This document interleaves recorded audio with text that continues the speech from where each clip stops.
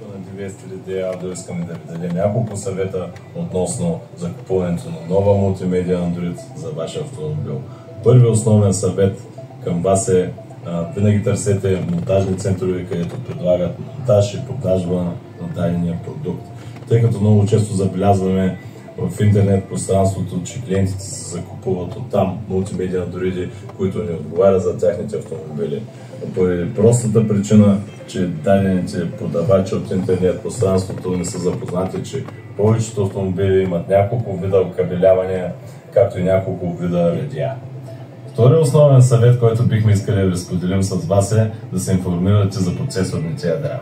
Масово виждаме, че процесорните ядра никъде не са обосновени на какви честоти работят. А това е един от основния фактор на работния процес на мултимедията Android.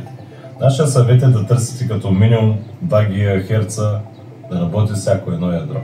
Третият основен съвет към вас е да се информирате за аудиочиповете на мултимедиите Android. В днешно време по-голямата част от автомобилите имат аудиосистеми, които преминават през автоусвояватели с вградени DSP-та. Ако закупите мултимедия, която е с нисък клас аудиочип, вие ще скъсите качеството и мощността в вашата аудиосистема. Затова ви препоръчваме да търсите мултимедии, които имат хубави аудиочипове с вградени DSP-та, които могат да контролирате автоколоните си, така и автоусвоявателите си.